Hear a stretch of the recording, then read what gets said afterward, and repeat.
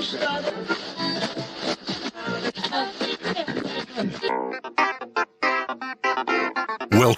to the John freaking Muir Pod. Lace up those boots and sling on the pack for a romp through trails, short and long. With your host and Renaissance man, Doc. It's time to embrace the suck.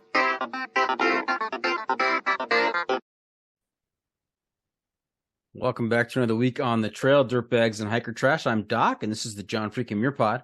Let's start off with a reminder. If you are enjoying the podcast, take just a minute, help us out, leave us a review on Apple Podcasts.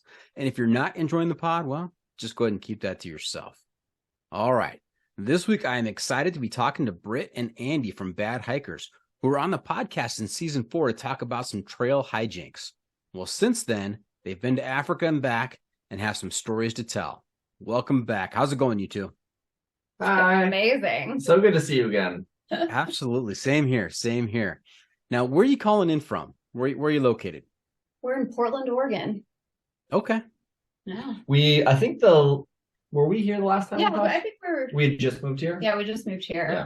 We were in Los Angeles before, but we made the move to Oregon like a year and a half ago. Yeah.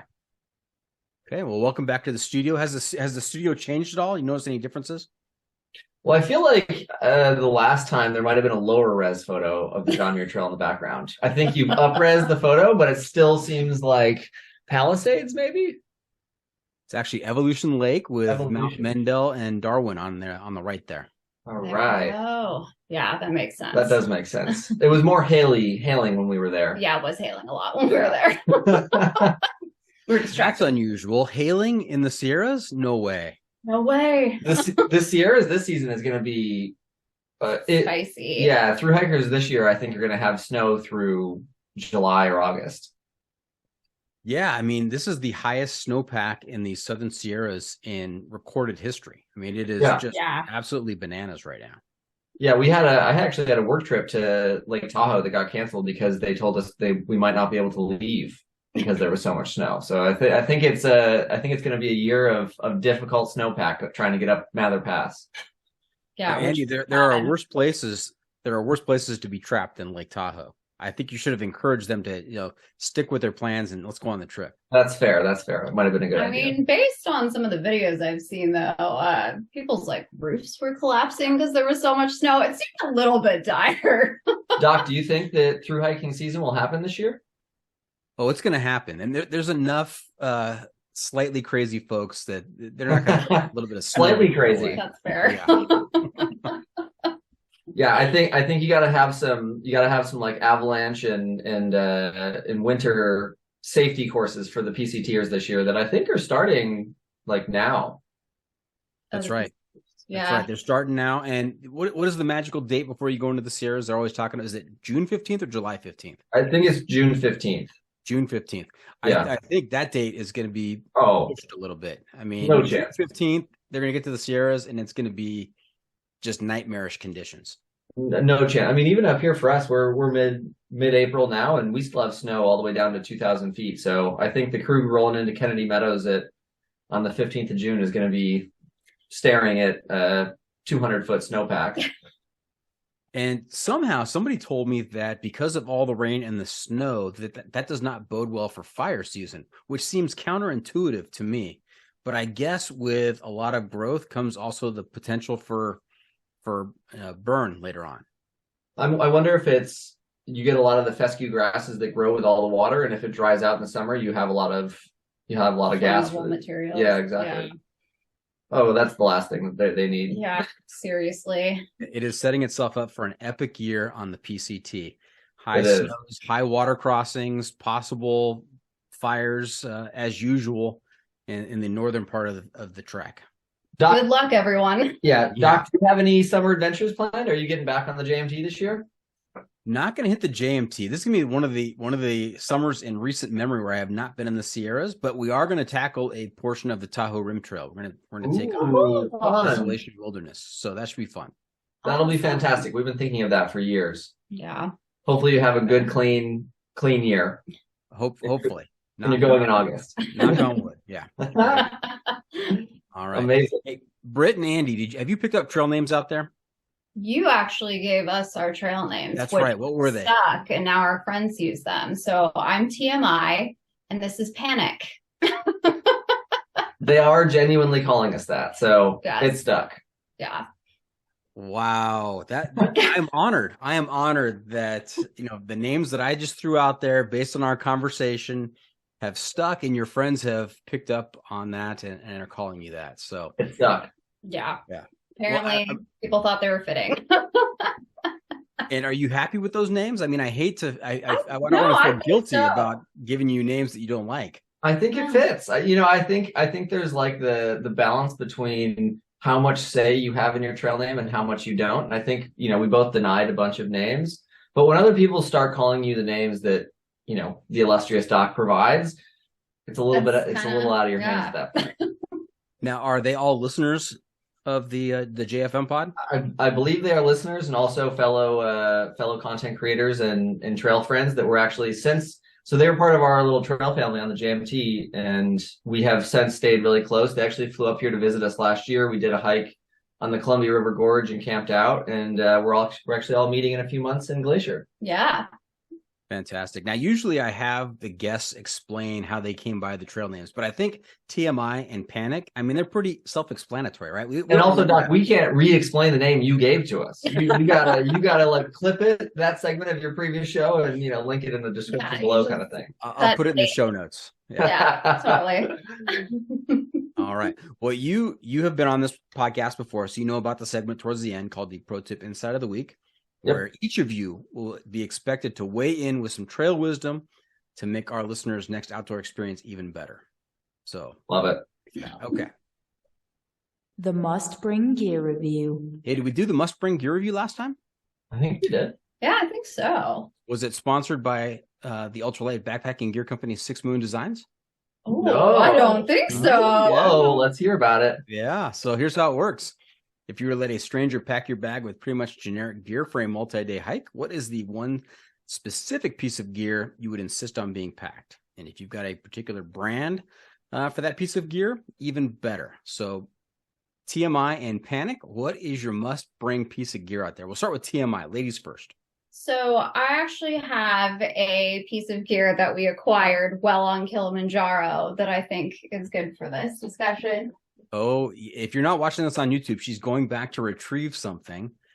Oh, on camera. This is a hot water bottle shaped like a bunny. And every single night when we got in our tent, someone would come and hand us this hot water bottle. And it was the only thing that kept me sane. It looks like Winnie the Pooh. It does. It looks like a knockoff Winnie the Pooh with bunny ears, which I love. And when Brittany says this is the only thing that kept her sane, she means it. She would fall asleep snuggling this bear and wake up snuggling this bear. Yes. Every night. Panic, you lost out. Up there. You lost out, Panic. She was not snuggling you. She was snuggling the bunny water bottle. There wasn't a lot of high altitude snuggling. It was more of like a race to who doesn't die first. I thought that was a survival skill. That was something they teach you on the way up to Kilimanjaro is, body warmth. A little bit. I mean, there was definitely a lot of warmth. We had an abnormally rainy, wet, dreary trip, so we were pretty soaked to the bone every day, and then it just kind of progressively got wetter and colder as you climbed the mountain. Well, this is going to be one of our main discussion points later on, this trip to Kilimanjaro, and it's shaping up to sound like you have a lot of stories about this. It was a trip for sure. I'll leave it with Brittany. On the second day of the trip, said, "I'm not sure this is actually for me." And then on the final day of the trip, after summiting, we're laying in our tent, and she goes, "Maybe we should do Aconcagua." I had a lot of feelings. It was a feelings-filled trip. It's a roller coaster. That is the way the human mind works. It forgets the bad stuff pretty quickly, and it just focuses on the good stuff. It's shocking how quickly type 2, type 3 fun, the like romance kicks in, and you're like, I kind of want more of that. Is that wrong of me? I mean, the best part about filming these kinds of things is like, I'm going back through our footage now, and I had forgotten what disasters we were. after summit night, like full just windburn to the face, like incoherent. There's also nothing better than looking back at filming segments where you're unintelligibly speaking to the camera because there's so little oxygen. But you at the time think you're just speaking normally to this camera, and it's like you sound like a drunken sailor at 17,000 feet. Altitude brain. It all makes sense up here, but it's coming out completely altered, right? That's crazy. Yeah, it was a wild ride for sure, but an incredible trip. So wait, what's your piece of must? Panic. Hey, you're on the hook here, Panic. What is your must?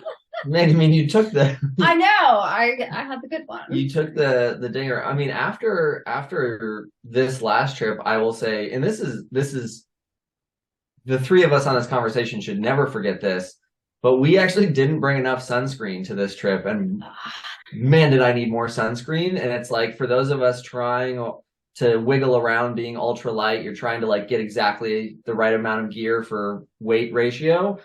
Just pack more sunscreen, because man, was I trying hard not to be sunburned at high elevation and failing Miserably. Yeah. Do not underestimate the amount of sunscreen that you need at high elevation. Absolutely. And you know what? You know what I want to know is why has nobody put together a combined sunscreen and bug spray application? Oh, because you might use the wrong one. Or what if they're mixed in together? That's what I'm saying. They should be mixed together. That way you're not doing two. Doc, this pod might have just gotten way more profitable. Yeah, maybe you should hold on to this idea. Just cut this right out of the podcast. Or bleep it. Yeah. Just keep it, but bleep it. I'll bleep this out. As I showed you earlier, we are now sponsored by Sawyer. In addition to their water, it's a mirror situation here. I don't know. There it is. Okay. But Sawyer, in addition to providing excellent water filtration devices, they also specialize in bug spray and really insect repellent. Yeah. So maybe Sawyer, if you're listening to this, give me like a 3%, 4% cut. Do a combined bug spray sunscreen application. It'd be a big seller with E3. Doc, 3% is pretty low. You got to start with like 12, because then they're going to dilute you down to 6. Did I say 3? I meant 47. Yeah. Non-voting shares, though. All right. Well, Doc, we've actually never tried Sawyer in all of our hikes and all of our through hiking. We've never tried a Sawyer product. Maybe Sawyer's got to send us over some stuff, and we'll give it a review up in Glacier and a little excursion we've got planned for the summer. I may have to bleep that section out. You can't say that about the sponsor. Come on now. Send it on. We'll try it. We're see. Open to it. Let's see. Travis at Sawyer, if you're listening to this, maybe we could hook TMI and Panic up with some water filtration devices. Our trail fam is very dedicated to the Sawyer life, so it will be present. Yeah. All right. It's the hiking poll. Hiking poll, and that's poll spelled P-O-L-L, 2 L's, not like the thing you carry in your hand, but a survey. This is a 7-question survey that's going to help me give you a score on the sanity scale from 1 to 100, with 1 being completely insane, 100 being completely sane. I don't think we did well on this last time. I think you did well. I think I failed last time. TMI, did I ask you to give Panic a score before we get started here? Oh, what do you think? You know him best, so I mean, where would he fall on that scale? Is 100 insane? The higher the score, the more sane. The lower the score, the more insane. You can let it rip. I feel like this is hard to do because it depends on whatever who you're asking. You're talking about. Situational sanity. Yeah, it's situational sanity for sure. Well, so what do you got for me? What's my score? You know what, TMI, before you let loose with that answer, do we want to share with our listeners what you have in your future? What's going on with the two of you? We actually just got our email a few days ago. We got enchantment permits, which we're extremely excited about up in Washington.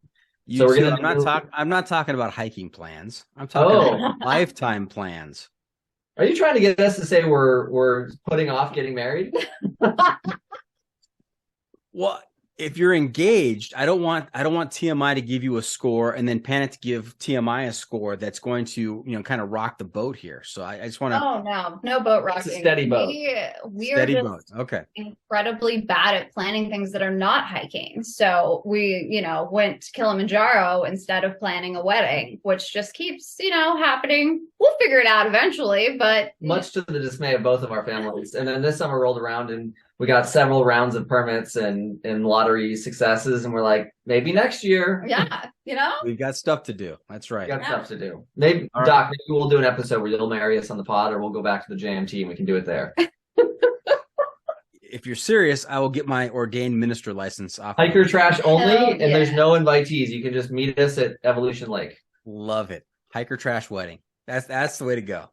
Yeah. heck yeah. And we'll all sleep in the porta potty the night before to make sure we all qualify for hiker trash status. Yes, exactly. Mm-hmm.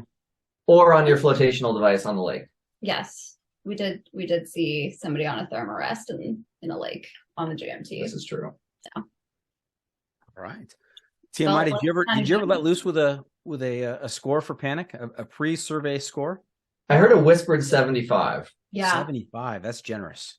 That's generous. Just from what I know. Panic, how about you? Where does TMI score? TMI is a very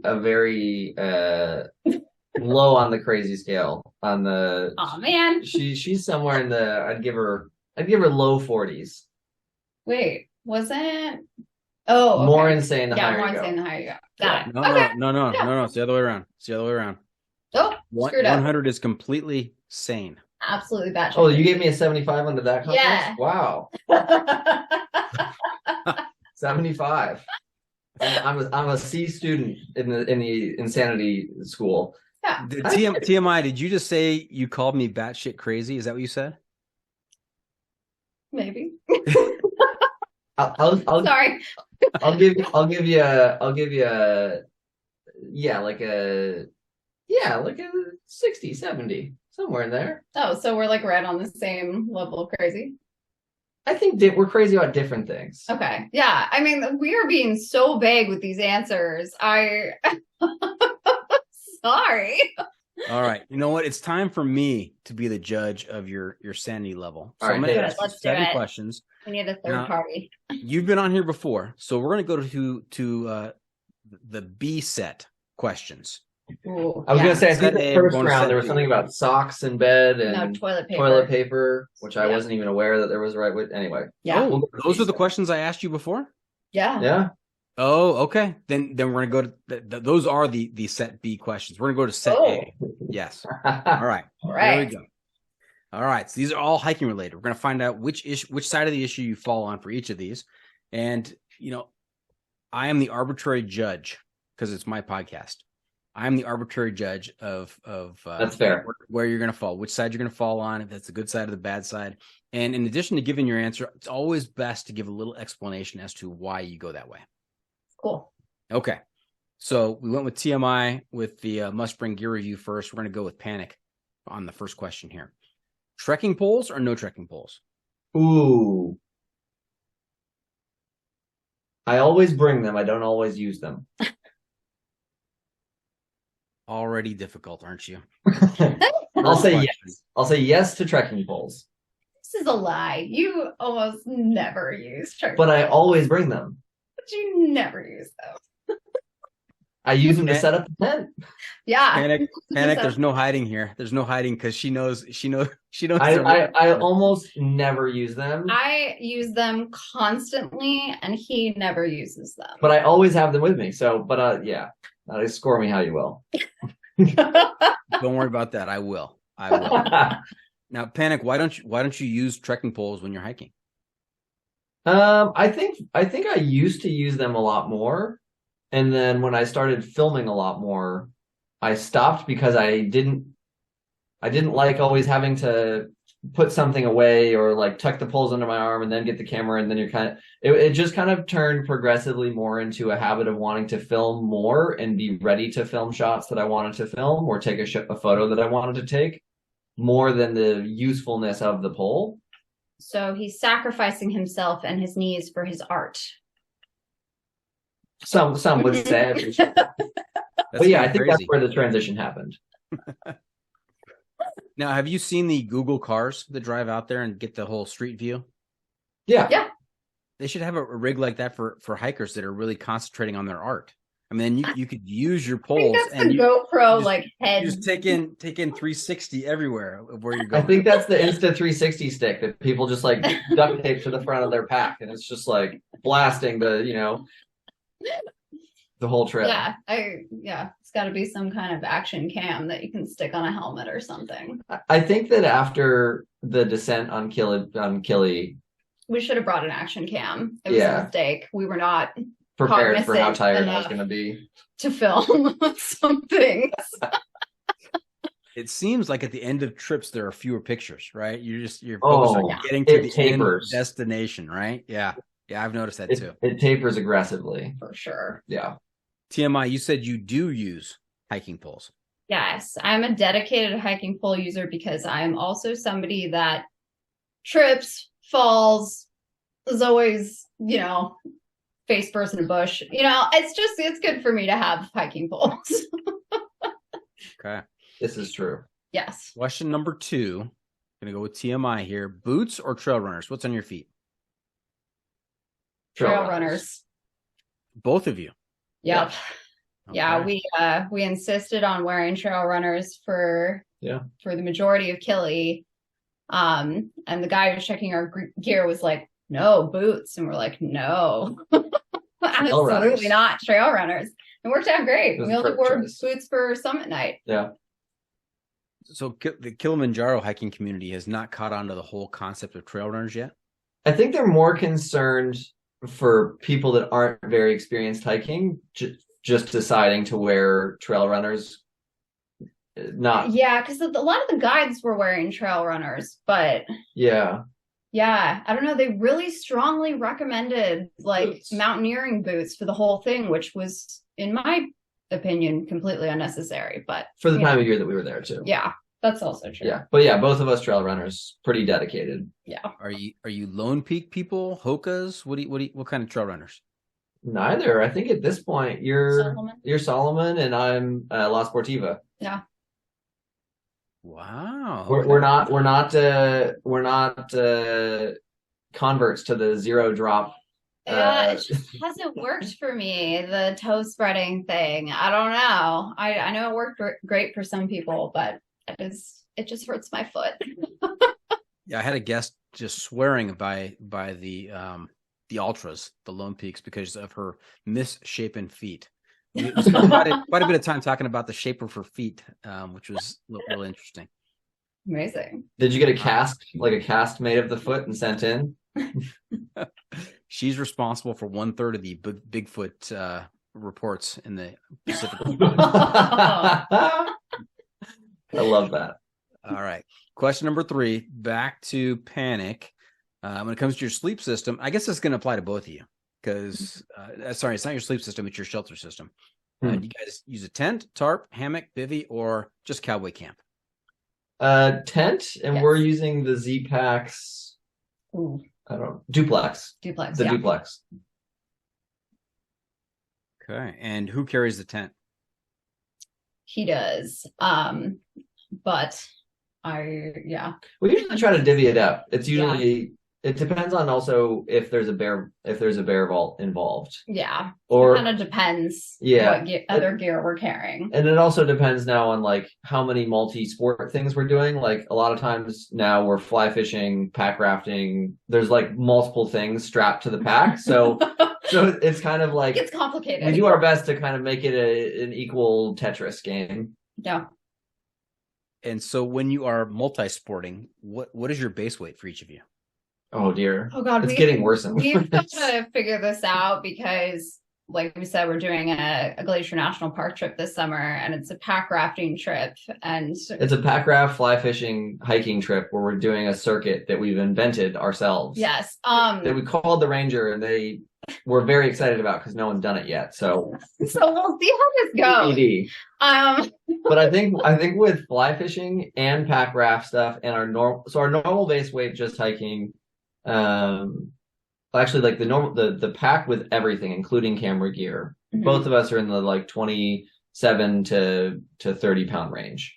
That's with everything, like a liter and a half of water, food, the works. But then with fly fishing and pack rafting, we're kind of in that 45. Well, the pack raft is like 8 pounds. Paddle, PFB, it stacks up quickly. Camera gear, lenses. Yeah, you know. TMI, you know what? When I go hiking with my 25-year-old son, he carries more. I give him more gear. Yes. So, you know, just a little suggestion. You know, we have a trip this summer that we're taking my mother on, actually, and that's her plan as well. That's also been her plan since my birth. It was just to be a porter for my mother's backcountry adventures. Fantastic. All right, now let's get to the sleep system. Do you guys use a sleeping bag or a quilt? Quilt. Quilt For both of us. Enlightened equipment. We were skeptical, and then we got our enlightened equipment bag quilts for the JMT, and we absolutely love them. It's I think one of the better pieces of gear we've ever bought. Yeah, I think so too. Do you each have your own quilt, or is there just one big quilt? We each have our own. All right, I don't know how cozy it is in there. I'm just asking. The duplex is very spacious, but Brittany tends to get a little unruly with her gear inside the tent. So you gotta make like the dividing line in the middle, create some orderly. I'm like a starfish. It's true. And here comes TMI. All right. Yeah, exactly. Doc, it worked. All right, question number 5. When it comes to food, you stove people, cold soak, or stoveless? This is a very important question. Well, we're stove people, but we see the benefits of cold soak. We just haven't done it yet. I would also say half the meals that we generally are eating are cold soak. So we're only stoving for like a lot of mornings. We'll do like cold soaked oats. Yeah. And then in the evening we'll do mostly stove stuff otherwise. But you're still having a hot meal at night. Yes. Yeah. And hot coffee, even more important. Yes. Although, you know, if I could bring cold brew to the backcountry, I would. Unfortunately. You know. Yeah, this is a question for each of you to answer individually. Is life better above or below the tree line? This is question number 6. Ooh, that's a good question. You go. I won't look. Oh, okay. I won't look at you. You won't look at me. Okay. I feel like the most interesting stuff is above the tree line. Agreed. Yeah. Yeah, it just gets like real wild up there. Yeah. Above the tree line. You know, funny enough, I agree with you. But if you're above the tree line, people, that's like a point deduction. You lose some points on the survey, even though I agree with you. For sure. Without a doubt. If you had said below the tree line, you lose even more points. I mean, there's no winning. There's no winning. Yeah. But I agree. I love that beautiful desolation above the tree line. Yep. Yeah, it's special. It's Nothing in your way. Really cool about it. Yep. Gives you the feeling of how small you are. Okay. Now, panic, question number 7. What's more important, pack weight or luxury items? I don't have any luxury items, but pack weight's also gone out the window because, you know, you have a boat you're carrying, a fly fishing rod. Like at this point, ultralight died years ago for us. Yeah, I feel like a fishing rod could be a luxury item. That's true. You know, unless you eat the fish, and then it's kind of utility. It's a luxury item. Yeah. That's fair. Yeah. And same with you, TMI? Yeah, because I mean, to your point, like now that I'm like carrying a pack raft, I'm like, can I really say like base weight's important to me? I think the caveat would be we tried as hard as we could on the JMT to be as ultralight as possible, and the education of that, and then like the gear honing from that has left us with like a really hyper optimized. If we just go backpacking, it's a very light pack, especially without a bear vault, and like weekend trips we're at, you know, a 20-pound pack. It's with everything. We're pretty efficient. But now that we've started doing combo sports and like custom route building, it's kind of now just out the window. And I will say with this trip that we're eventually going to talk about on Kilimanjaro, yes, it was the first time that we haven't been carrying our own gear. And so we brought some extra things that we wouldn't normally, and it was quite nice. Yes. Like the teddy bear that they filmed with warm water. Yeah, we didn't bring those. They brought those, which was a nice surprise. But yeah. So I get it. When you have to carry the gear, you're mindful of the weight. But when you've got porters, you're like, oh, you know what? Another 5 pounds, another 12 pounds. That's gonna be fine. They're not. We had some people in our group that brought like 6 charging battery packs just in case they needed them, and the porter was like, looked at her like, you got to take these out. Yeah, I'm not carrying 15 pounds of lithium up this mountain. You know. Now, how much does this raft weigh that you're going to be carrying on your next custom adventure? 8 pounds. I think it's 8 pounds. Yeah. We each have one. Yeah. Now, do you carry that instead of a tent and a sleeping pad? I mean, you're just going to sleep underneath the raft? Sleep in the raft. You can go, I think you need to inflate it and then flip it over and sleep underneath it. Yeah. That's not a terrible idea. I'm not doing that.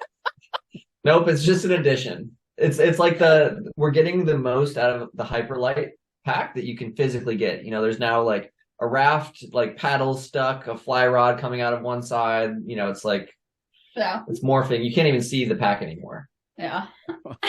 All right. Stand by, you two. I've got to do a little bit of math. We're going to take your answers. We're going to feed them through the John Freaking Muir Pod algorithm.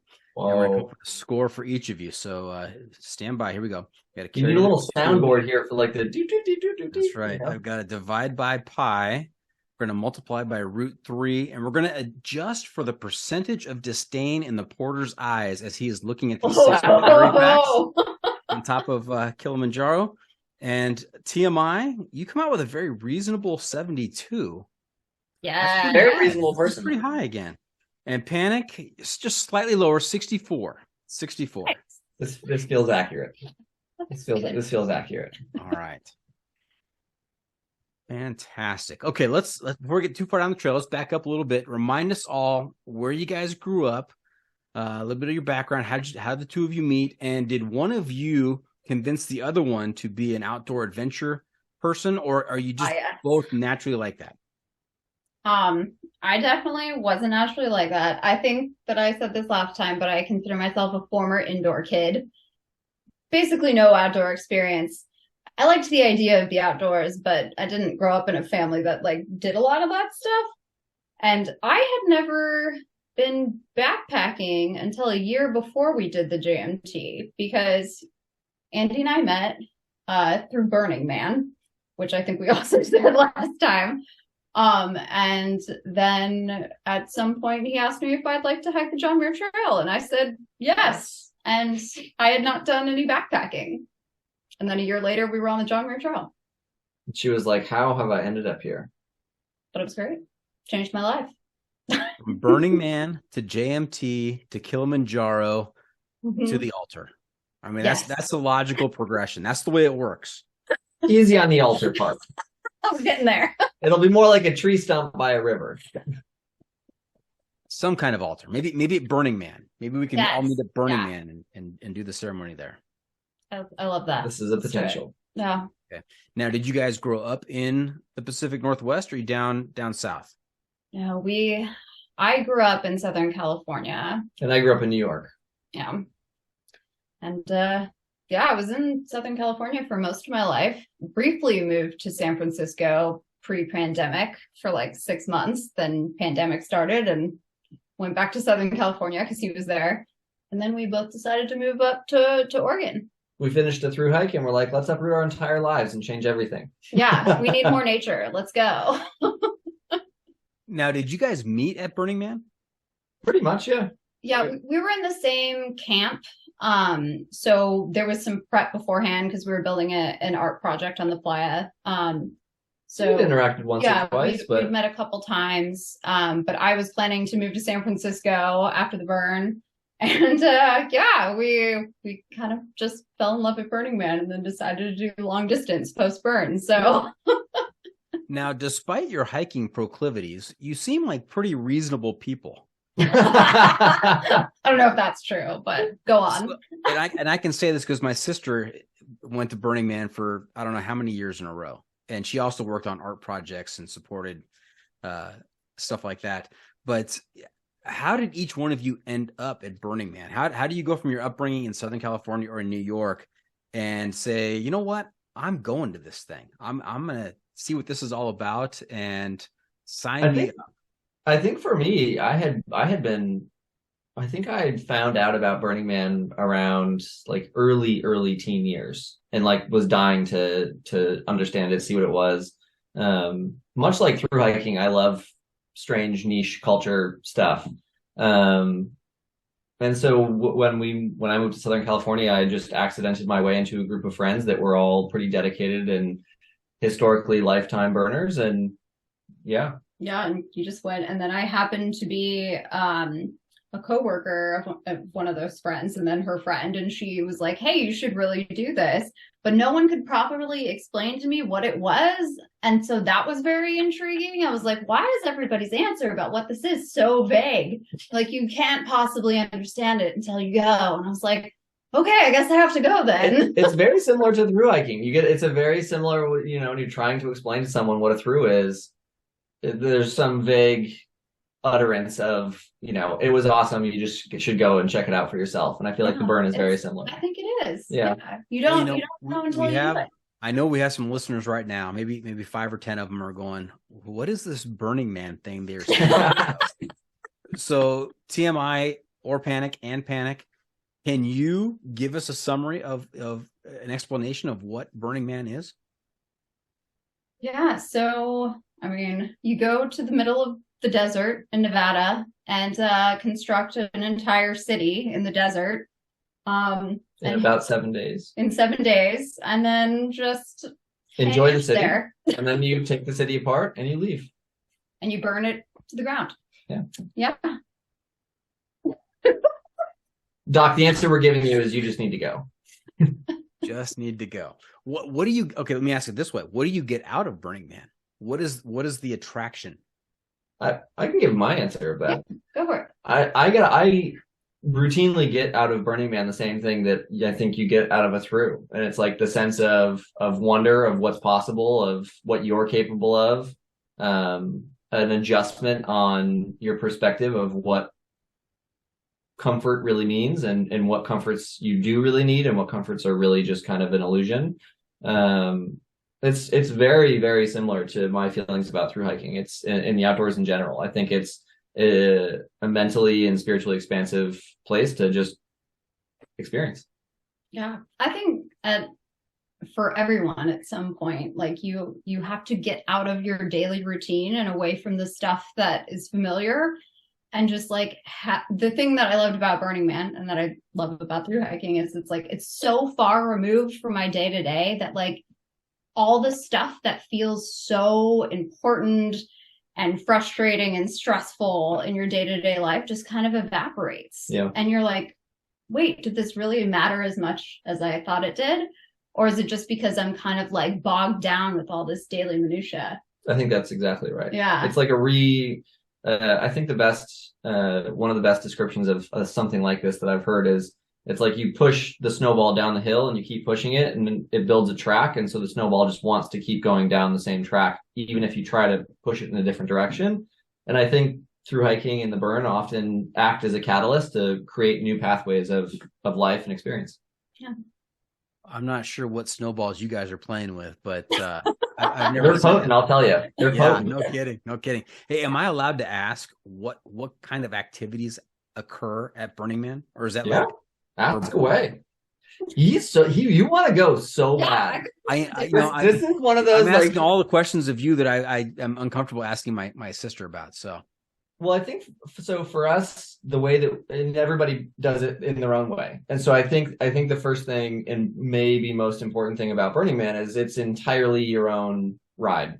So it literally is whatever you want to make of it. It's a city that's built in 7 days, and you go do whatever you want in that city. So.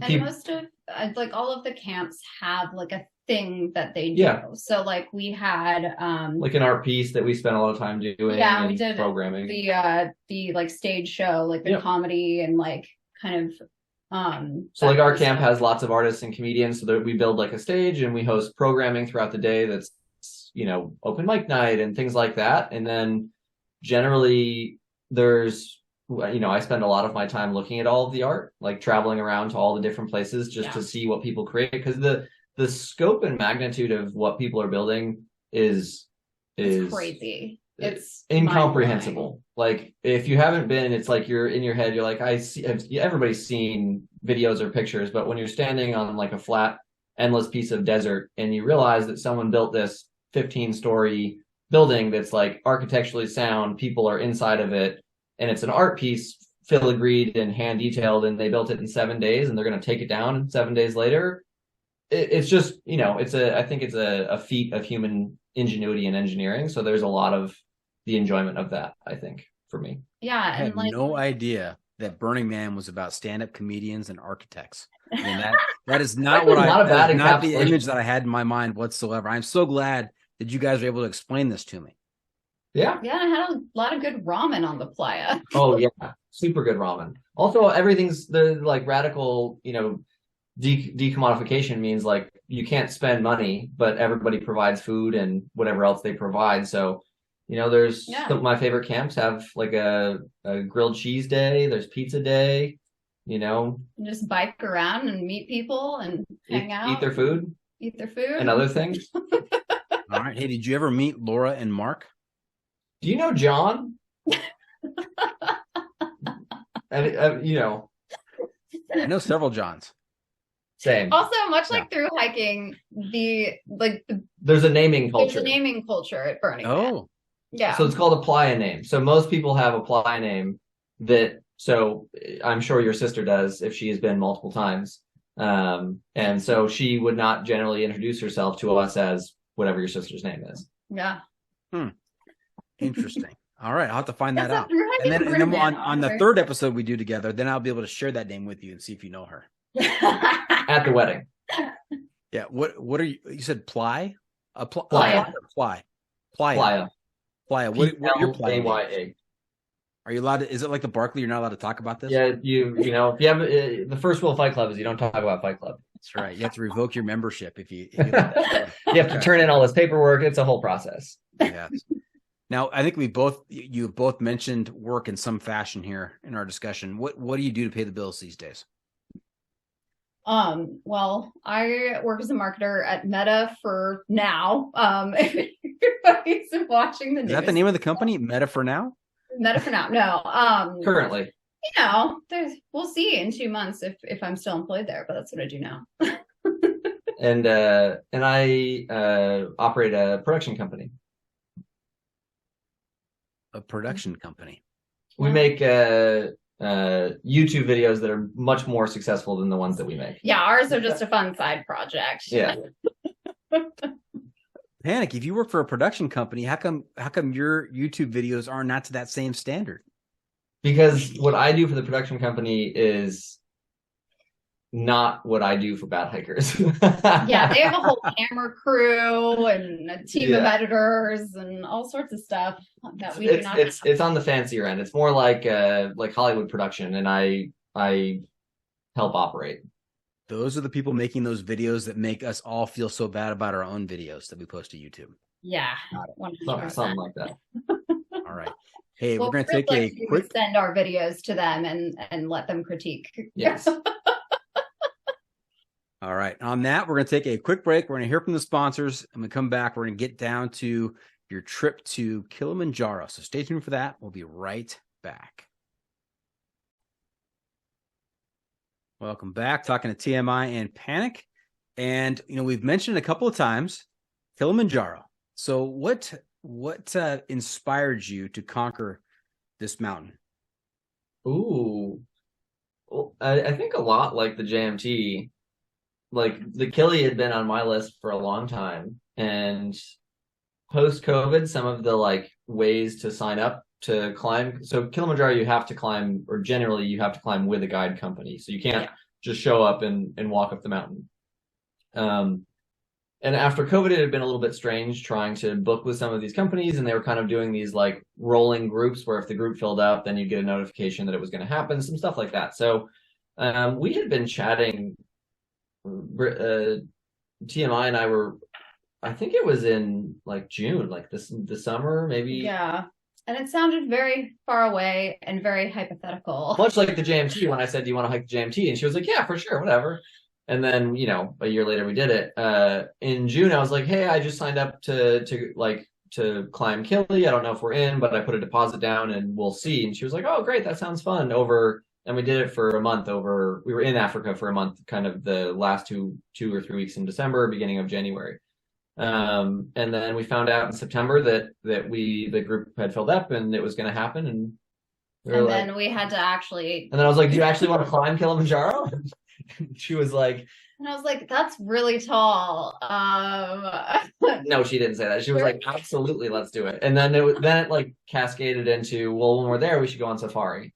And it was like, oh yeah, we should definitely do it. And it just kind of like went from this 10-day trip to like a month-long excursion to Africa. Yeah. How awesome is that? Now I have some questions, some follow-up questions here. As podcast hosts do. Yeah, as they are known to do. So what part of Africa, for our listeners who may not be familiar with Kilimanjaro? It's in Tanzania, which I believe is the second largest country in Africa. Yeah. And I know that geography may not be a strong suit for a lot of our American listeners. On the southeastern part of, like the southern kind of round of Africa, sub-Saharan Africa. It's next to Kenya. Yeah, just south of Kenya. Zanzibar is the coastal part there on the east coast. So if you think of, most people know where like Madagascar is, it's just a little bit north of that. Yeah. Got it. Now, how affordable was this?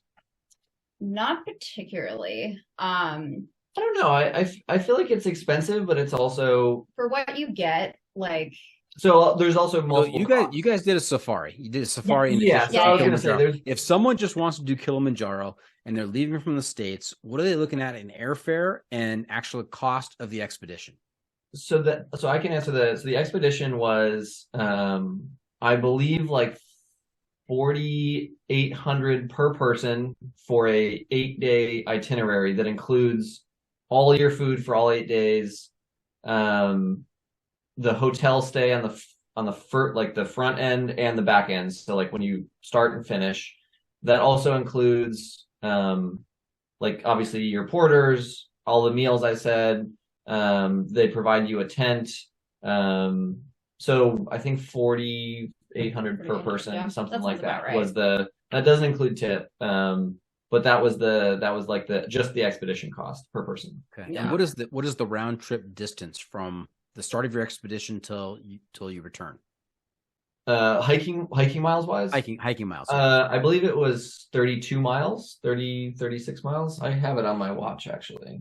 Yeah, it's like, I think it's less than 40. Yeah. I think you're in the ballpark. Yeah, sounds about right. And airfare wise, I mean, it definitely depends on where you're flying out of from. Also, these days, airfare changes like. I know, it's wild. I feel like I can't figure out what anything costs anymore. But I think it was like 2,500 round trip. And it's quite a haul to get to Tanzania from the west coast to the United States, as it turns out. Our tickets ended up being about 2,000 each, something like that. 2,500, yeah, something like that. And it was how nice to be involved in an industry where you can just arbitrarily set whatever price you want depending on and also have no real quality control other than the plane flies. Like it's like a fascinating industry for truly. But it was we flew direct into Amsterdam from Portland, and then we flew direct from Portland there's a really small airport basically in the town of Arusha at the base of Kilimanjaro. Yeah. Well, the nearest town to the base of Kilimanjaro. You flew from Amsterdam to Portland and then to Africa? Portland to Amsterdam. Yeah. Okay. All right. And, yeah. It was almost. I thought you were leaving something out of the story there. Oh no. We did spend 24 hours in Amsterdam, though. Yeah, we did, which was a nice break because thank God. 2 9-hour flights, and if we had done those back to back, I think I would have died. Yeah. Yeah, it was a long haul. It was 24 hours, 20 hours in the air getting there. Now, how many porters are assigned to each of you? So we had a climbing group of 13 total, and the support staff, which includes the porters and the guides, was 55. So it was a big group of people. So it was, and this is going to be an approximation. In the beginning, they walked us through this whole, like we met every one of the 55 people, but I believe it was 8 guides for the 13. So of the 55 total crew, it was 8 guides, I think 25 porters, and then they have the remaining balance is all what they called like the camp staff. Camp crew. So there was like a camp guy in charge of like overseeing everything, construction breakdown every day of all the tents, the bathrooms, all that kind of stuff, kitchen. Oh, and then the kitchen crew. Yeah, kitchen crew. So it's probably like 20 dedicated porters for just gear, 15 camp, and then probably 10 kitchen, and the remaining are guides. And also, I should say, there is, for the gear that you have the porters carry, there is a weight limit. It's not just like you can give them whatever the hell you want to bring. There is actually like, this is how much you can. And so on the first day of the expedition, you leave the town in buses and you get shuttled up to like the National Park Ranger Station, where there's I believe members of the military and like local authorities that go through every single bag. And so the way we chose what guide company we wanted to go with, or it's basically a co-opted porter company that abides by ethical regulations, and everyone gets paid equally, and the things like the gear weight have to be under a certain limit so nobody can carry too much weight. And so the first day is actually just you go with all your gear and hang out for like 6 hours while each bag is weighed. And if it's over, you take things out, or they'll redistribute it across other bags and that kind of stuff. Now, Panic, I've got some questions on this.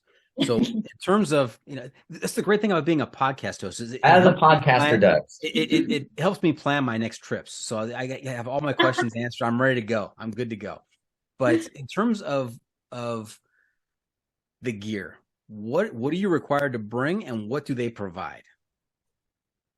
So frankly, like your JMT through hiking kit is what they require. Yeah, basically. As like a baseline. Plus like snow pants and a heavy summit jacket. Yeah. And they do like recommend you actually bring 2 base layers and wear double base layers as you do the summit ascent. Yeah, and so it's your JMT kit plus a summit kit. And so one of the difficulties of, or maybe not difficulties, but like specificities in the gear for this is you're preparing for where you're starting is kind of like jungle-y. Like you go through all of the life zones. So you're starting, at 7,000, 8,000, 9,000 feet. You're driving up the mountain. You start your hike around 10, and then you're kind of going up and down. But the final day, the summit day, you wake up at 15,500 feet, and you go up to almost 20,000. I think the summit's 19,349 feet. 19,300. And so like our summit night,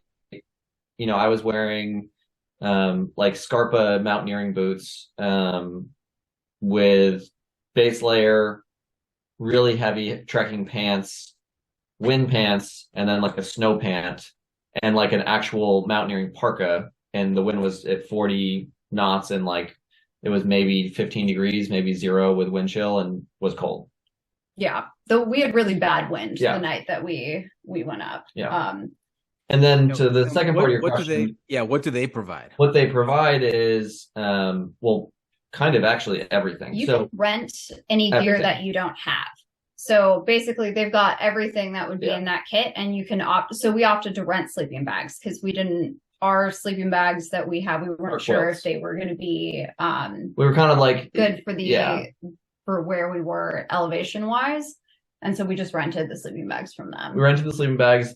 You don't have to rent a tent. It's just like that's part of. They don't let you bring your own tent, so that's provided. And I think the sleeping bag or sleeping pad is provided too.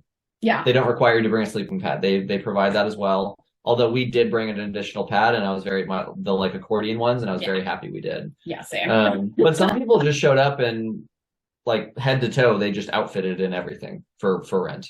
Yeah. Got it. Now, it sounds like from your previous comments that they also set up bathrooms, and there's also kitchen and cooking going on for you. Yes. Yeah. So bathrooms are sounds like glamping, actually. A little bit of glamping. It was wild. Because we've never had any kind of experience like this where there's like a base camp and somebody else is managing it and there's like food being cooked for you. And I was like, wow, this is fancy. Like, we would show up places. They'd be like, you're going to hike to here, and then we're going to give you some hot tea. And at first, I like didn't understand what was going on. And like, we literally would arrive somewhere, and somebody would have set up a table with a spread of cookies and hot tea. And I was like, where did this come from? Like, what is going on? See, that's the way to do it. When I got to Mather Pass, I was looking for a Jamba Juice. You know, where's the celebration? You know, it did not happen.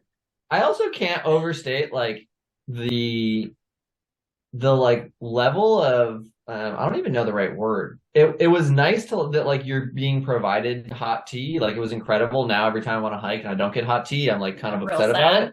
But the level of attentiveness and care that the crew provided to all of the hikers was like better than like any nice hotel that you've ever been to in your life. Like, I've never been like, a great example, this is silly, but I think about it all the time. Like, on summit night, we're hiking up, and one of the guides, his name is Sta, was like walking next to Brittany and just saw Brittany hiking slowly. And like, you know, on the side of your pack, you have like your 2 water bottles like in the sides of your pack. He just like, it was pitch black, and I was hiking behind her. He just like pulled her water bottles out of her pack and like put them in his pack. And because I didn't realize they had frozen like completely. And it was just weight. Like, so it was just a giant ice block I was carrying. And he was like, this is too heavy, and just like took it and carried it up. And when you needed water, just like, it was just like the level of like, you're being observed like every second to the most degree. Yeah, I felt like incredibly safe because our guides were phenomenal. Like, it was the best. Yeah, cannot say enough good things about our guides on that trip. Yeah, it was jarring how well you're treated, actually. Yeah, I just like, you're doing medical checks every day. Yep. Like, there was just a lot of like procedures in place to like make sure that everybody was really safe and comfortable. Yep. Which, like, in that kind of environment where like Kilimanjaro is very odd because it is like hikeable, it's not technical. So you get a really, really wide range of people who are on the mountain doing it. And so it's like so important for like the people that are taking all these people up to like really keep an eye on stuff because you're not necessarily hiking with a bunch of experienced mountaineers. I think of our group was probably 50-50. Of the 13 hikers in our group, about 7 of us were very experienced and 6 were extremely unexperienced. You've got people like you who are very experienced, and you've got people like Panic's mom who's walking right next to you. Who would have been panicking. I think she would have been great. Now, or TMI, I have a question for you, a follow-up question, and that is the water bottles. Yes. When they're liquid, do they weigh the same as when they're frozen? You know, that's a good question. Yeah. I think so.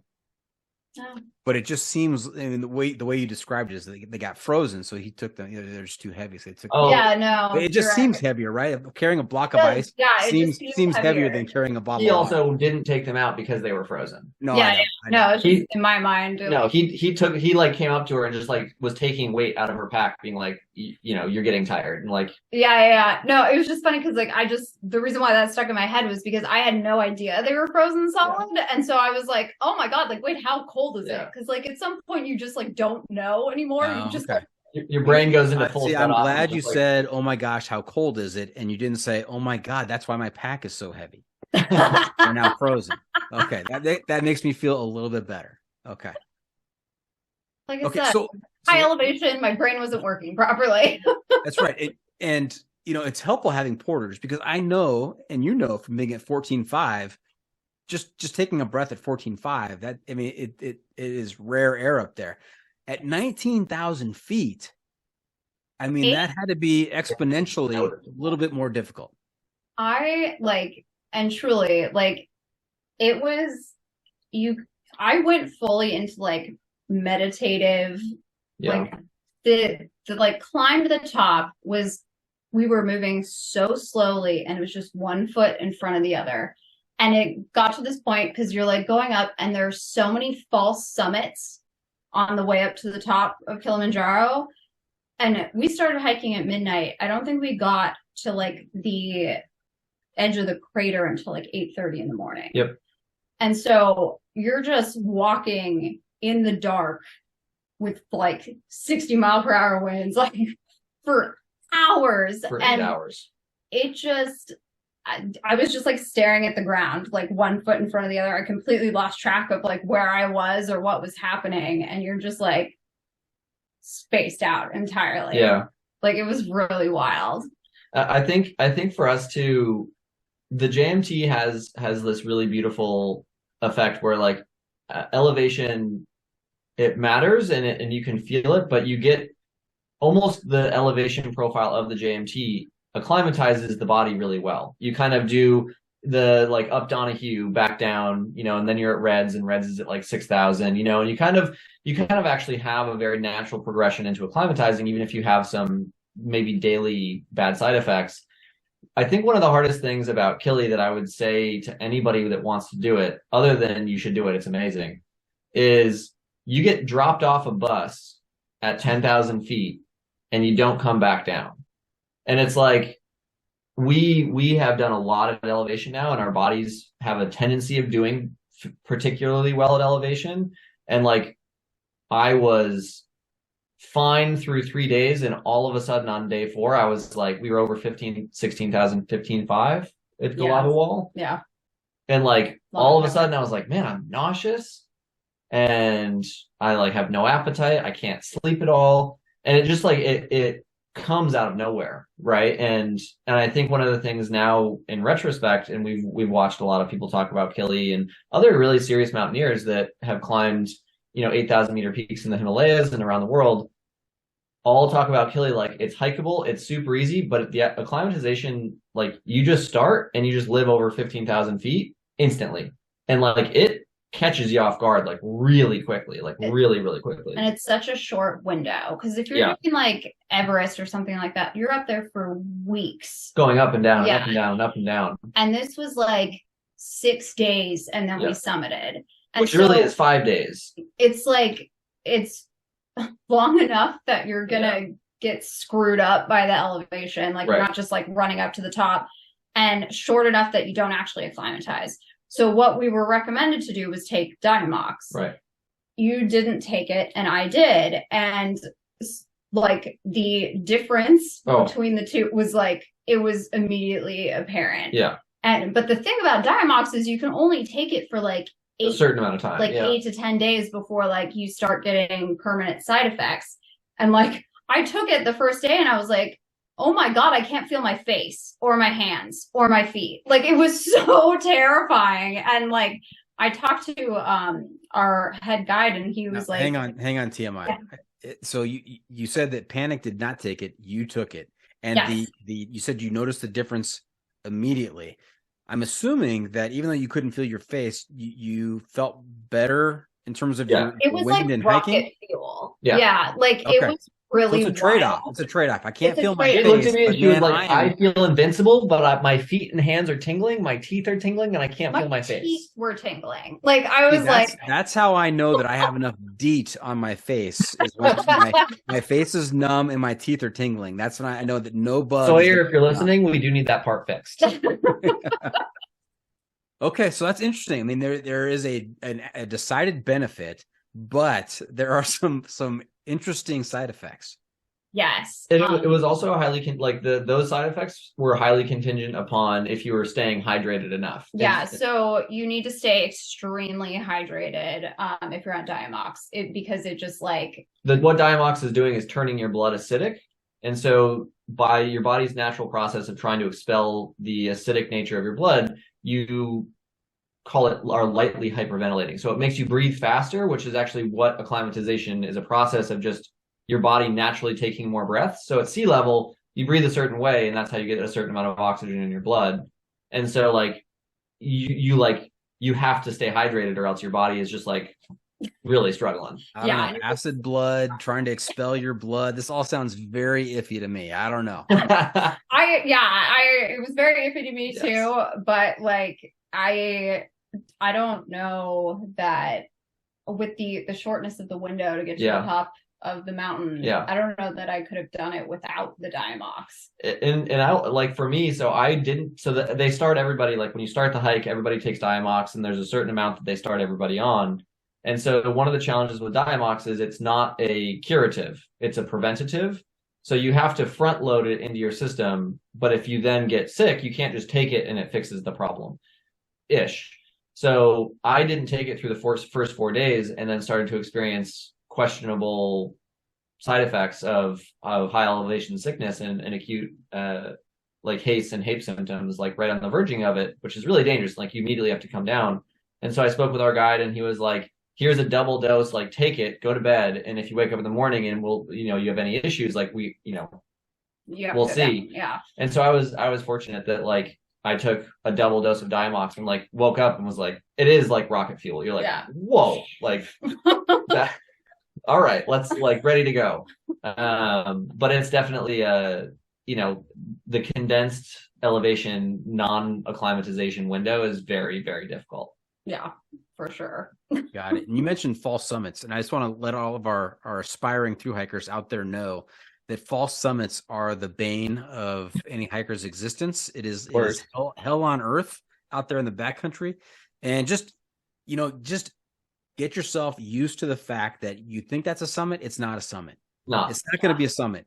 Your expectations are so important out there in the backcountry. If you lower your expectations, you just say, you know what?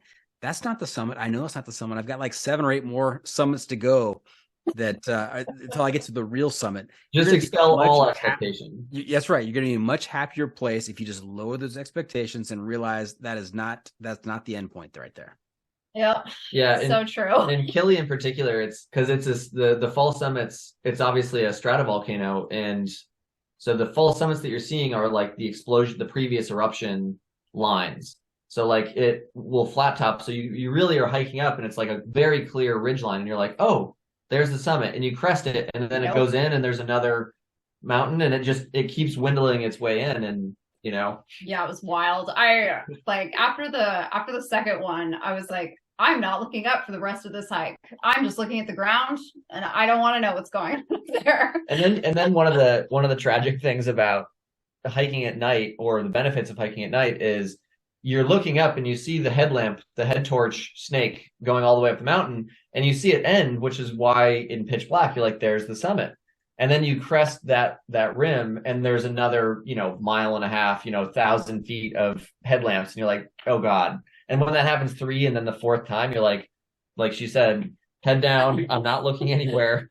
I'm just looking at my feet. And when someone says stop, I'll stop. Yeah. Oh my gosh. I mean, our guides were so funny, because our groups and people in our group were like, we really want to be on the summit at sunrise. And they just looked around and they were like, yeah, that's not going to happen for this group. They're like, it's nice to want that. Great. But no.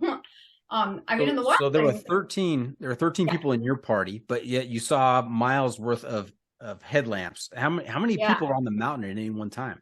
So they said that there were 30. So our set off date, right? There were about 30 parties total. So 30 times 50, each at 55 people, do whatever the math is. But there was about 1,000 people, 1,500 people on the mountain just on our route, roughly at that time. Yeah, a lot. So it's a lot of people. It's such a different experience, because every time you go to base camp, there are a ton of other base camps around you and a lot of other people, and so the mountain does feel weirdly crowded some of the time. You're like, wow, there's and when you get to, I mean, I've obviously consumed a lot of outdoor content and mountaineering content, and you see the different camps on Everest where there's all the different companies' camps, right? There's a North Face little circle of tents and a Patagonia, whatever. It was our first time experiencing that. And then you get to certain parts of the hike that have true bottlenecks. There's a section called the Wall. It's this famous, vertical cliff wall that you have to hike up 1,500 feet. And, we sat and watched the procession a mile back. We didn't even try to start hiking it for 4 or 5 hours, just watching the progression of people, because it's dangerous. There's no reason to sit on this cliff face for the next 6 hours, wait till everybody passes. And it was our first experience, I think, being on a trail where there's actually like multi-company logistics happening and multi-group logistics happening. And we're so used to just kind of putting stuff in our backpack and venturing forth. Yeah. It was an adjustment. For sure. All right. Sounds like a lot of type 2 fun. Did you experience any type 3 fun out there? I don't know that we had any type 3 fun. I think so. So the second to last night, when we got in the tent, I looked at Brittany and I was like, just so you know, if the symptoms that I'm having, if I wake up and they're the same or have gotten worse, I'm probably going to have to go down the mountain because I'm experiencing acute altitude sickness. And I woke up and I felt better, right? And so it's like, your body turns the corner and kind of tells you that. So I think I was verging on three being that like you're actually in danger. But I think it was pretty type 2. Yeah. I mean, we did have the conversation that night of like, I'm gonna have to go down and like you should go finish. And so I was like mentally preparing myself to like summit without him, which was not what I wanted for that trip. So I'm very glad that you recovered. We did it. Now I can envision that conversation go one of two ways. Panic is saying, hey, you know what? I might have to go down tomorrow. I want you to keep going. And the other side of that conversation is TMI saying to Panic, you know what? If you have to go down tomorrow, I'm still going. I'm still going. I'm not going. I didn't come this far just to stop now. It is. I think one of the greatest things about our relationship is that's 100% the truth. Is like, I'm fine. Like the worst thing that's going to happen is I'm going to have to walk backwards off this mountain. Like you're, 14 hours from the summit. Like absolutely. It's a long 14 hours. Wasn't long. I mean, the single worst thing about climbing Kilimanjaro is climbing off of Kilimanjaro. Yeah. So like the worst. The summit day, like I said, it was like 8 hours to get to the top. I think it was just under 4,000 feet of vertical climb on the last day. Yeah, to get up to the summit, and then you have to turn around and come all the way back down, and you don't stop at the base camp where you've spent the night before. At 5, like the final Baraku. Yeah, we took a nap, and then we got up, and then kept going descended down. Another 4,000. So you do like 8,000 of descent, and borderline mutiny, like borderline, like I'm gonna set up, like I'm gonna like just cowboy camp on the side of this mountain because I don't, and it's just a scree field. Like the down climb is not a trail; it's just a scree field. We actually on the way off the summit, the guy that we were with was weren't not supposed to say. Yeah, but it was like we were like, okay, like we're trying to get back to base camp, and he's like, let's go this way, and we're just surfing down a scree field for like what felt like 4 hours. It was like 2.5 hours. We did. I think I clocked it. We did 2,500 feet of descent on a almost near vertical scree field. So in scree field, when we say that, like you would take a step and slide, another 4 or 5 feet, take another step, slide, and you're kind of dragging your back foot to like prevent too much sliding for 2,500 feet. Like it got to this kind of point where like our party was like falling over and skidding down the mountain, and it was like just like sitting down, like I can't do it. Bury me here. Leave me here. Yeah, but it was a heroic final day. Yeah, because you get to the staging camp for summit day, come back, take an hour nap, and then do a full another hike down to the exit basically, and just leave. Yeah, and then the next day you have to get up and keep descending. You go down another 3,000 feet. In a 24-hour window, you're at 19,003, whatever the summit is, and just walking, no automobiles. You leave less than 20 hours later, and you've gone down almost 12,000 feet, and it's just your knees at that point. Truly wild. Yeah, my calves have never hurt. I think I did get my hiking poles out then. Yes. Oh, now he uses the hiking poles. Okay. Yeah, that was it. That was the threshold. Yeah. 12,000 feet on scree field. But isn't there something inherent about doing something like Whitney or doing something like Kilimanjaro where the ultimate goal is to get to the top? You're like, you have all this excitement to get to the top, and you get to the top, and it's like, take a deep breath. Okay, I'm here. I'm at the top. And then you turn around and you go, holy cow, I got to get out of here now. I Yes. mean, you've spent all of this emotional Yes. power getting to that point, and now you got the letdown of I've got to walk for how many more days to get out The of here. tank was less than empty. Yeah. Oh, that's got to be brutal. Oh my God. I mean, and like the thing was like, it was so physically draining. Like I couldn't eat.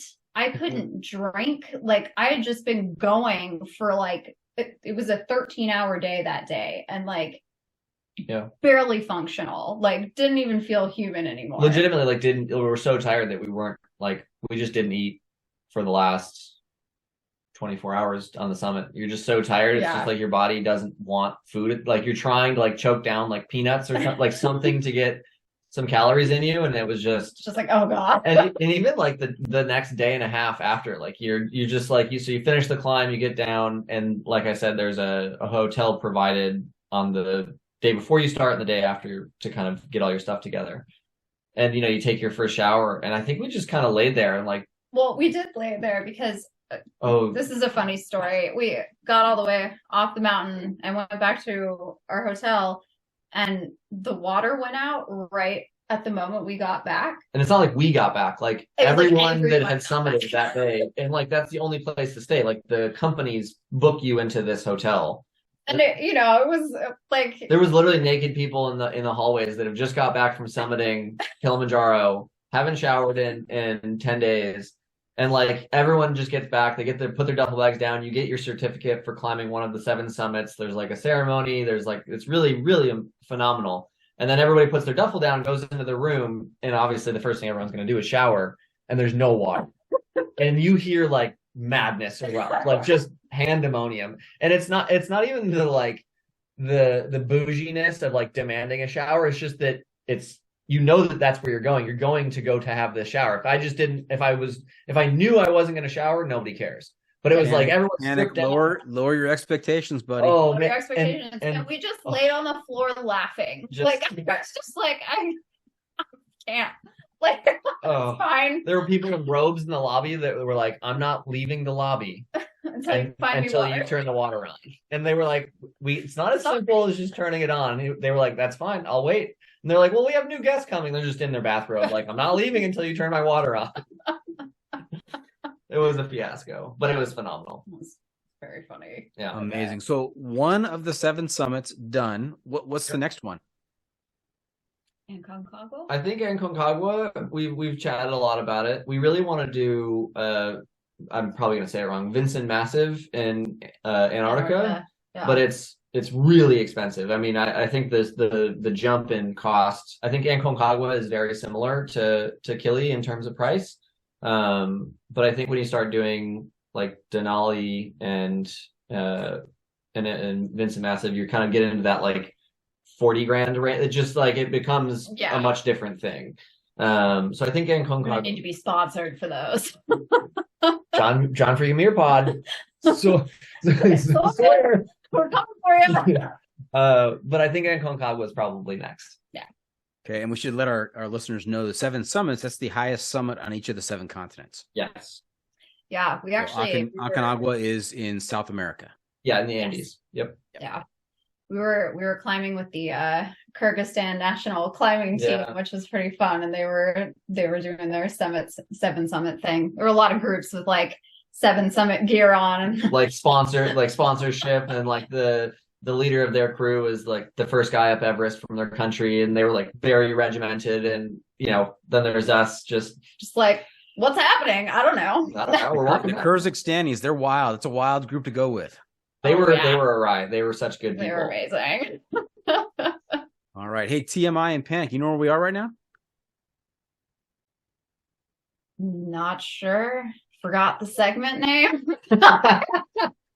The pro tip insight of the week. That's right, Half Calf. It's time for TMI and Panic to share some trail wisdom with our listeners to make their next outdoor experience even better. And this is a special episode. We get two this episode, one from TMI, one from Panic.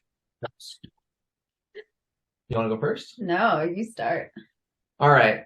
So we've recently experienced this phenomena as we've started to add different types. So we've brought up several times multi-sport, right? And I think one of the things that we have experienced, and if you're a serious hiker, I think you probably have as well, where the app that most people use is All Trails. And so a lot of people are going to pull up the map or pull up the app and they'll say, I want to go hike in this area. And so, they'll see what hikes are listed on something like an All Trails. We kind of like hiked our way through what's on All Trails.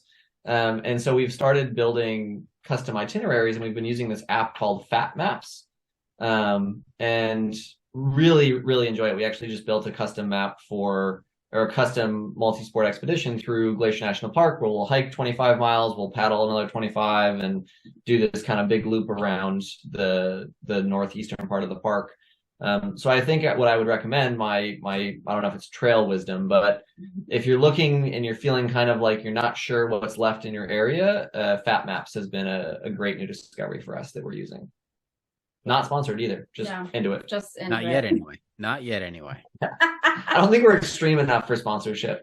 Yeah, especially not Fat Map sponsorship. I feel like we've learned about that through like people who are doing like free riding down like Norwegian glaciers. It's not. They're not quite targeting us yet. Yeah, totally. But I think to build on that, like part of when you get into the building your own itineraries, call the ranger stations at the parks you're going to. A lot of these rangers are really into this backcountry stuff. They have a lot of great ideas. They're happy to talk to you about what you're planning. Yeah. Because it was so cool that like you got to talk to the head ranger for the section of the park we're going to, and like she was all about it. On that, to build on that, like most of the time when you call into the park service, you'll get like the desk ranger. So just like a general park ranger that's there to answer kind of broad questions, right? Like entry, exit, openings, blah, blah, blah, blah, right?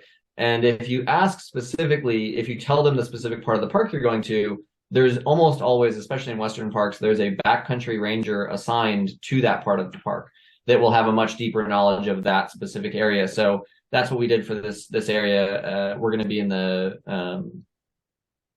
Many Glacier part of Glacier National Park, which is the Northeast Park.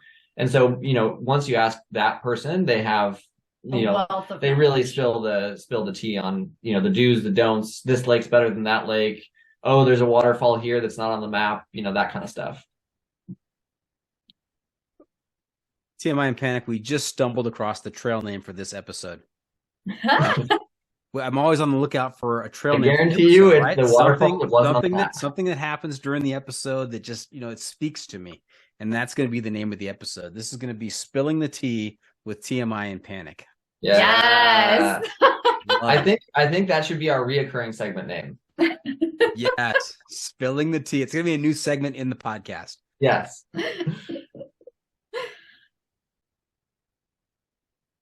We can hear you. Good. Nope. Oh, now we can't. Test. Yep, you're back. Yes, you're back. Okay. Man, I thought I was going to get out of this episode edit free. Leave it in there because you can get a Sony I touched a chord. All right. Hey, want to congratulate the both of you for getting to the top of Kilimanjaro and back safely, and want to wish you well on your upcoming adventure in the up at Glacier. Right, Glacier is where you're going. Yeah. So that sounds like a lot of fun, customized adventure. That's it. Just about it for this episode. Hope our listeners enjoyed our time with TMI and Panic. I want to thank them for joining us this week. How can our listeners keep up with you on social media, and where can they find updates on your latest adventures? We are at bad.hikers on Instagram and Bad Hikers on YouTube. And we are working on a Kilimanjaro episode. So if you actually want to see any of the chaos that unfolded on the mountain, hopefully we'll have that out in the next month. Yeah, end of May we'll have that out, or end of April.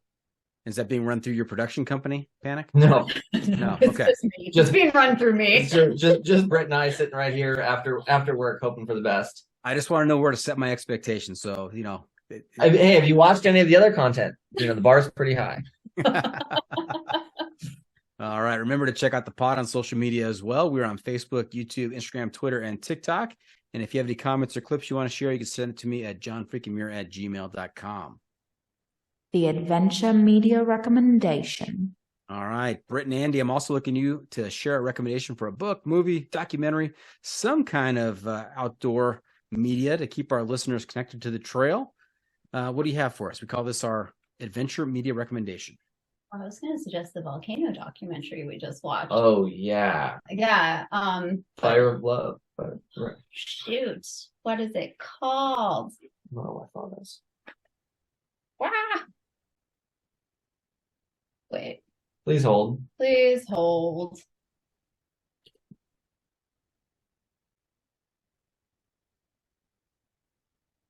Fire of Love. I got it. Yeah, you did get it. Okay.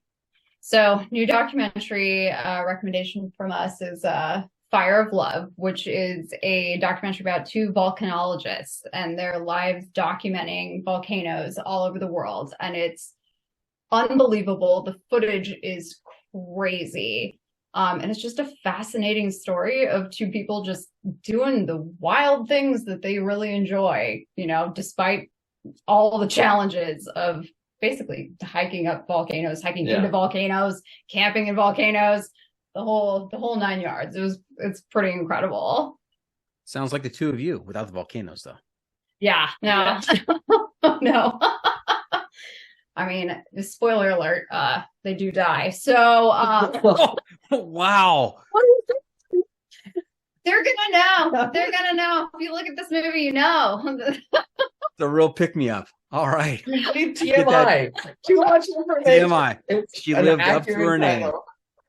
That's right. That's right. What have we not asked you? And one last segment for you called What Have I Not Asked You That You're Dying to Tell Us About? What do we miss tonight? Damn. I don't know if there's anything that I'm dying to tell. I think that I have something I'm dying to tell. I'm fascinated. I just signed up to be a citizen scientist to track pikas in the Columbia Gorge, which I'm very excited about. And I highly recommend that everybody look at their local organizations to see if there are any citizen scientists volunteering work that they can do, because I love this. It's really cool. And you can help a cool cause and also be out in nature and look for wildlife. Can you tell them the name of your Pika thing? What's the name of it? Pika Patrol. Pika Patrol.